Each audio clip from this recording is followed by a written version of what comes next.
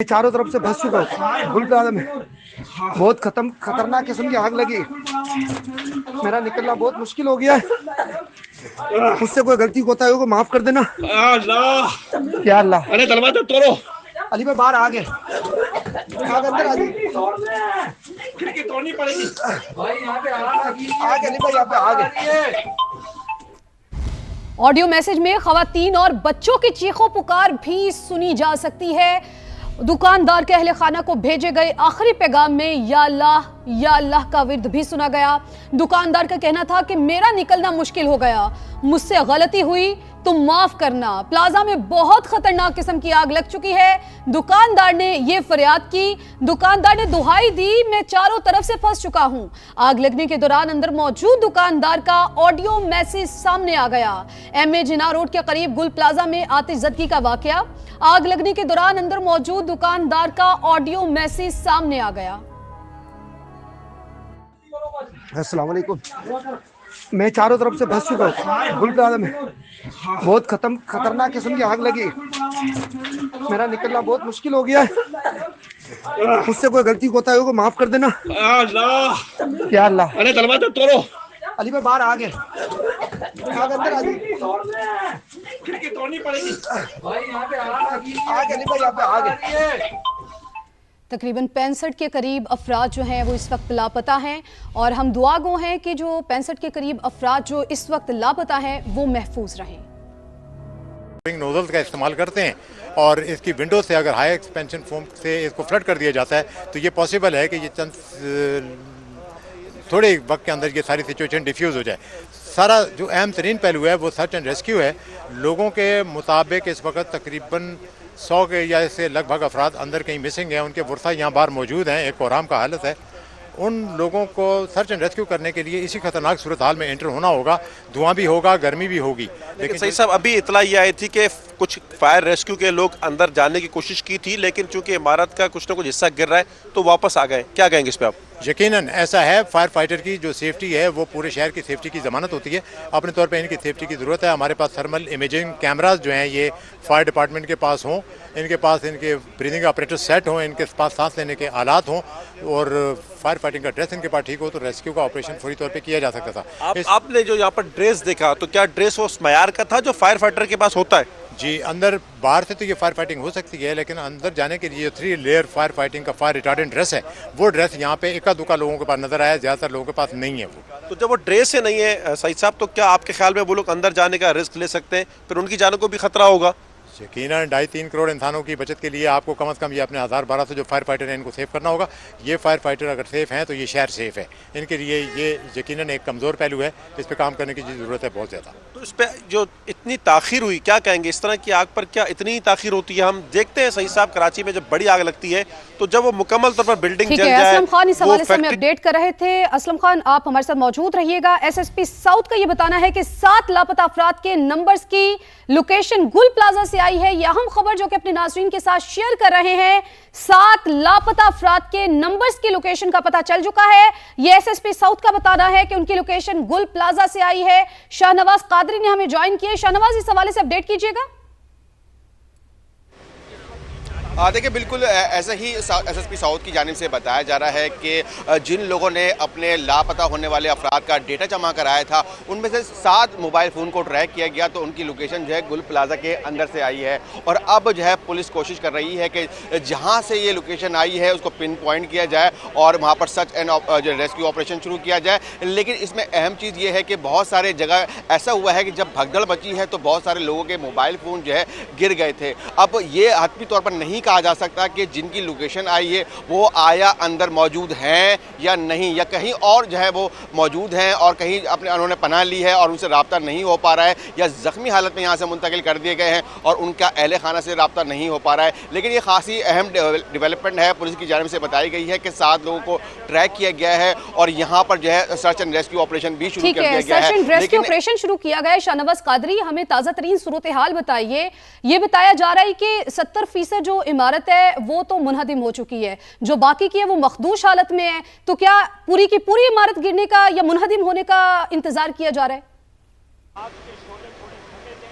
देखिए इस वक्त बहुत ज़्यादा रिस्क ये है कि इमारत का जो बाकी हिस्सा है वो भी किसी वक्त गिर सकता है, और जो रेस्क्यू करने वाले इदारे हैं वो अंदर जाने से कतरा रहे हैं, और अंदर सर्च एंड रेस्क्यू जो ऑपरेशन होना है वो इसी वजह से जो है ताख़ीर का शिकार है कि क्योंकि ये इमारत जो है मुकम्मल तौर पर मखदूश हो चुकी है और किसी भी लम्हे किसी भी वक्त जो है वो गिर सकती है। तो ये खासी जो है सूरत हाल सामने आ रही है, और इसी वजह रेस्क्यू का जो ऑपरेशन है वो भी फ़िलहाल रोका गया है।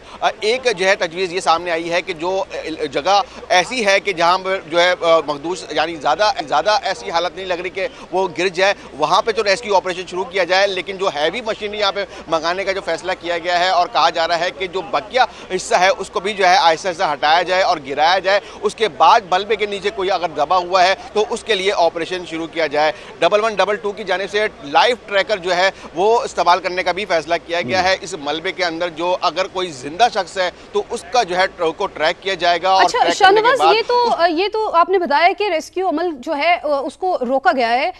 ये बताइएगा, रेस्क्यू जराए का ऐसा बताना है कि गुल प्लाजा में जो आग लगी है 90% उस पर काबू पा लिया गया है, कि ऐसा ही है? देखिए 90% और 80% और 50% ये कल से जो इदारे हैं वो फीसद दे रहे हैं, लेकिन इस वक्त जो है एक अहम चीज़ मैं आपको बताऊं कि आग कभी बुझ जाती है और कभी दोबारा भड़क उठती है, और उसकी वजह ये है कि अंदर जो है प्लास्टिक, लेदर और जो इस तरह के जो मटेरियल है उसके ऊपर जो है आग इब्तदाई तौर पर जो है फोम इस्तेमाल किया जाता है, बुझ जाती है, फिर दोबारा से जो शुरू हो जाती है। तो पॉकेट्स के अंदर जो है इस वक्त आग मौजूद है, और कहा जा रहा है कि 90% जो है आग पर काबू पा लिया गया है। तो फीसद से कोई ताल्लुक नहीं है, बज़ाहिर तो आग जो है नज़र नहीं आ रही, हम कह सकते हैं कि आग बुझ गई है, लेकिन जैसे ही इसके ऊपर दोबारा से प्रेशर से पानी डाला जाता है फिर आग कहीं से भड़क उठती है। तो फीसद जो है 90 से फिर वो 70-50 तक चला जाता है। तो आग जो है अंदर पॉकेट्स के अंदर मौजूद है और अभी मुकम्मल तौर पर नहीं बुझी है, और जो कोशिश हमें नजर आ रही है मुकम्मल तौर पर नहीं बुझी है। शाहनवाज साथ ही रहेगा। यहाँ आपको बताएं कि मेयर कराची के गुल प्लाजा पहुंचने पर लोग फट पड़े। कहा दुनिया में कहां होता है 22-23 घंटे बाद शहर का जिम्मेदार जाए हादसा पर पहुंच रहा है। पता लगना चाहिए इसको कराची वालों के साथ क्या करने का होता है। 22 घंटे के बाद पूरी दुनिया की मिसाल देते हैं, बताओ काम करनी है 22 घंटे तक। उनकी अपनी अय्याशियां तो खत्म हो जाए, फिर उनको मरने का इंतजार करते हैं आवाम का। मुतासर इमारत में 65 के करीब अफराद लापता हैं। सबसे अहम काम उनको बचाना है। जिसको तनकीद करनी है या मेरा गिरेबान पकड़ना है वो बाद में पकड़ ले। मेयर कराची मुर्तजा वहाब की गुल प्लाजा के बाहर मीडिया से गुफ्तगू। कहा मैं भागने वालों में से हूं, ना कहीं जा रहा हूं। यह भी बताया कि वजीर आला सिंध ने आज इजलास तलब कर लिया है।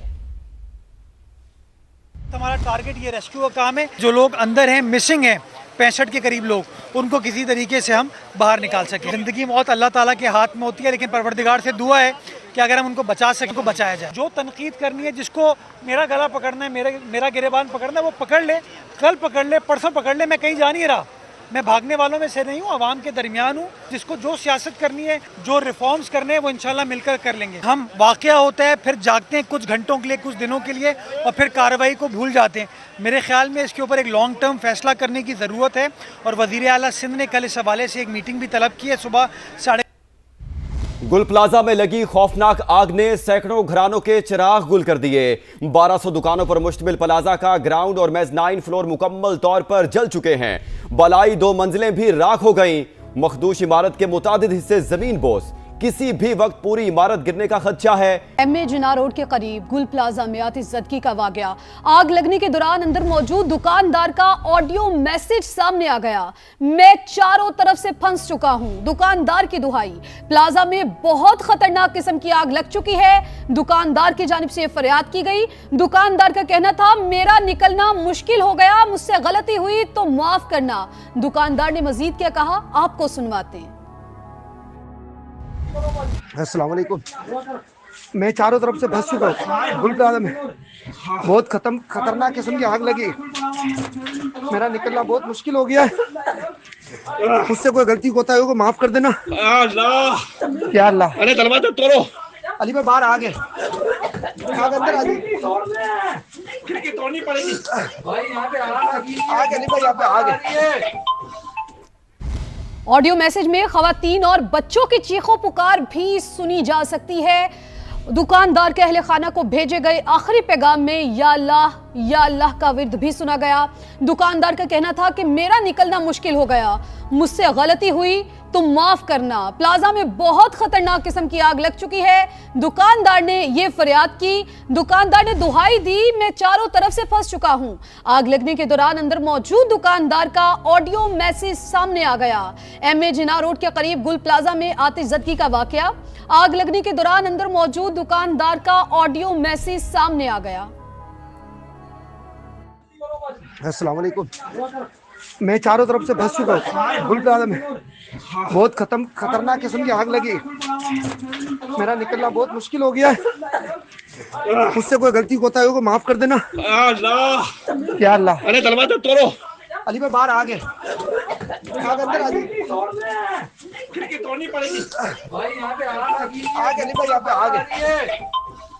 तकरीबन 65 के करीब अफराद जो हैं वो इस वक्त लापता हैं और हम दुआ गो हैं कि जो 65 के करीब अफराद जो इस वक्त लापता हैं वो महफूज रहें।